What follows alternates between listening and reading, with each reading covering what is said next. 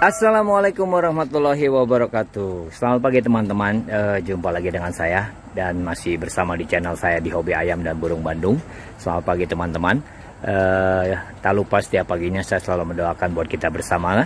Semoga kita selalu disehatkan. Semoga kita selalu dilancarkan dalam pekerjaannya, disukseskan dalam bisnisnya, dan juga selalu diberikan rezeki yang berlimpah dan barokah. Amin. Nah, pagi ini saya udah di kandang teman-teman. Jadi pagi ini saya ingin sedikit membahas tentang apa penyebab daripada kerusakan bulu ayam kita. Jadi biasanya kalau kita miara ayam Bangkok itu, kita pengennya ayam kita itu selalu memiliki bulu yang bagus. Jadi setiap penghobi, bukan kita aja mungkin, setiap penghobi dan peternak juga ingin selalu memiliki ayam yang mempunyai bulu bagus. Jadi ada beberapa faktor yang membuat bulu ayam kita akan menjadi rusak, teman-teman. Jadi pagi ini saya akan bahas seperti itu. Jadi faktor apa aja yang membuat bulu ayam kita menjadi rusak atau hancur, teman-teman. Jadi yang pertama itu adalah kalau ayam kita itu sering kita mandiin dan jemurnya itu terlalu berdurasinya terlalu panjang, atau berjemurnya terlalu lama, terlalu panjang. Jadi itu salah satu faktor yang menyebabkan ayam kita nanti bulunya akan rusak, akan cepat patah karena terlalu kering bulunya, teman-teman. Jadi salah satu faktornya adalah itu, penjemuran yang terlalu panjang durasinya.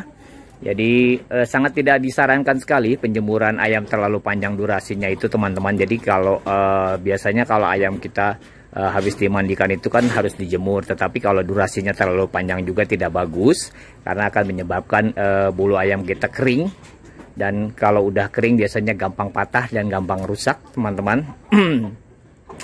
Jadi sangat disayangkan sekali kalau kita udah ngerawat capek-capek dari kecil sampai besar, terus kita salah dalam melakukan timing penjemuran atau waktu penjemuran. Jadi sangat disayangkan sekali, teman-teman.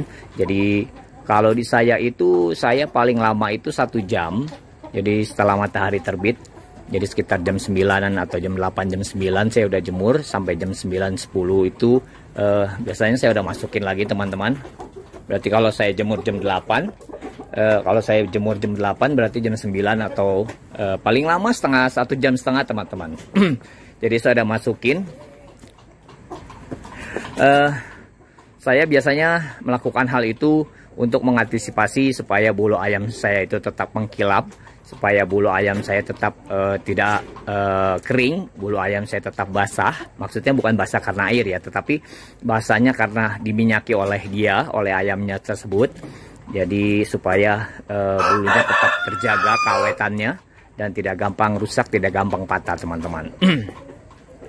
Nah, itu adalah faktor yang pertama. Dan faktor kedua adalah faktor pengabaran. Jadi faktor pengabaran ini juga harus berhati-hati, teman-teman. Jadi sayang sekali kalau ayam kita belum ditarungkan tetapi bulunya udah rusak. Jadi harus berhati-hati juga dalam melakukan pengabaran. Biasanya kalau saya melakukan pengabaran itu durasinya itu saya sesuaikan dengan ayamnya. Jadi kalau ayamnya masih muda itu biasanya durasinya nggak pernah lama saya, teman-teman. Jadi kalau ayam muda itu biasanya bulunya masih rapuh, masih empuk, masih gampang sekali patah dan gampang sekali rusak, teman-teman. Jadi biasanya durasinya itu saya menyesuaikan dengan usia ayam itu sendiri, teman-teman. Jadi kalau usianya masih muda biasanya durasinya nggak lama, tetapi kalau usianya udah boleh dibilang cukup untuk dilakukan pengabaran atau tes bakat selama 1 air atau 2 air, biasanya saya sudah bisa melakukan tes bakat selama itu, teman-teman. Nah, itu adalah faktor yang kedua. Dan faktor ketiga, biasanya kalau ayam yang udah dirawat atau ayam rawatan itu udah nggak pernah makan lagi yang namanya pur, teman-teman. Jadi ini harus digarisbawahi, ini penting sekali. Ini sangat penting sekali dan harus diwaspadai. Jadi kalau biasanya kalau saya udah ngerawat ayam itu biasanya nggak pernah pakai pur lagi, baik itu 591, 511, 594 atau 512, biasanya saya udah nggak pakai lagi. Dan kalau ayam saya udah dirawat itu biasanya saya menggunakan beras merah. Biasanya juga dicampur jagung atau beras merah doang atau jagung doang, teman-teman. Tapi biasanya kalau saya itu menggunakan beras merah, selalu saya menggunakan beras merah, dan baru belakangan ini aja saya campur jagung, teman-teman. Nah, biasanya kalau udah ayam rawatan seperti itu, ini sangat rentan sekali, teman-teman. Jadi kalau ayam rawatan yang udah masuk dalam fase untuk nantinya diturunkan ke lapangan, itu biasanya udah nggak makan 591, 511 atau 594, 512. Biasanya itu udah makannya seperti tadi saya cerita. Biasanya makannya itu beras merah atau jagung beras merah atau beras merah kacang hijau. Biasanya seperti itu, teman-teman, atau gabah. Biasanya udah seperti itu makannya. Biasanya kalau ayam tadi, ayam jalu itu biasanya makannya gabah, teman-teman. Jadi supaya tidak menambah berat badan atau berat badannya tidak bertambah. Biasanya kalau ayam jalu itu biasanya diberikan gabah. Tetapi kalau di saya ya teman-teman. Tetapi kalau di saya itu saya tetap memberikan beras merah karena menurut saya itu makanan sangat penting sekali untuk menunjang stamina ayam Bangkok kita, ayam idul kita. Jadi kalau saya tetap diberikan beras merah dengan porsi yang cukup, dengan porsi yang tidak berlebihan. Karena kalau porsinya berlebihan juga nanti akan menambah berat badan ayam kita. Jadi kalau tetap saya memberikan beras merah, walaupun ayam taji sekalipun. Tetapi di samping memberikan beras merah, saya juga memberikan porsi latihan yang cukup. Jadi umbaran. Terus kadang-kadang juga saya memberikan kelitiran atau klitiran. Saya juga kadang-kadang suka memberikan kelitiran. Jadi supaya ayam tetap terjaga staminanya, supaya ayam tetap terjaga napasnya, saya selalu melakukan hal itu untuk ayam jalu saya. Jadi menurut saya itu perlu, karena ayam jalu juga perlu tenaga untuk melakukan nantinya yang di kalangan untuk diadu atau diturunkan di kalangan. Jadi membutuhkan stamina yang cukup.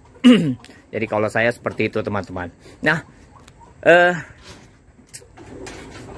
pentingnya di sini untuk tidak memberikan 511, 512 atau 591, 594 untuk ayam kita yang udah siap rawatan atau masuk rawatan. Jadi kalau yang biasanya udah seperti itu, udah makannya gabah dan jagung atau beras merah dan lain-lainnya itu, biasanya kalau sekali atau dua kali kita berikan 511 atau 512 atau 591 atau 594, biasanya bulunya akan hancur, teman-teman. Bulunya akan turun, bulunya akan rontok. Jadi ini sangat sangat diwaspadai sekali. Jadi harus digarisbawahi, teman-teman. Jadi kalau ayam yang udah biasa makan jagung atau makan beras merah atau gabah, kalau bisa jangan sekali-sekali diberikan pur. Jadi pur itu nantinya akan merusak bulu ayam kita, teman-teman. Jadi biasanya kalau udah ayam yang udah terbiasa dirawat seperti itu, kalau dikasih makan pur atau dikasih makan 511, 512 atau 591, 594, biasanya dia akan turun bulu atau rontok, teman-teman. Jadi itu harus kita waspadai supaya bulu ayam kita itu tidak cepat rusak, supaya bulu ayam kita itu tetap lebih bagus dan mengkilap, teman-teman.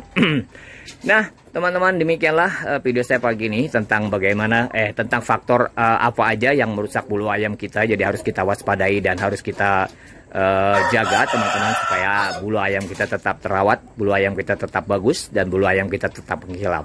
Oke, teman-teman, sekali lagi buat teman-teman semua dimanapun kalian berada, terima kasih. Dan buat teman-teman yang belum membantu saya juga silakan, monggo bantu saya dalam bersemangat membuat kontennya dengan cara subscribe, like, komen, dan share video saya jika bermanfaat. Dan jangan lupa diaktifkan tombol loncengnya, jadi apabila saya mengupload video kalian bisa menontonnya lebih awal. Oke, teman-teman, sekali lagi terima kasih buat kalian semua. Sampai jumpa di next video. Salam sehat dan sukses selalu dari Bandung. Wassalam.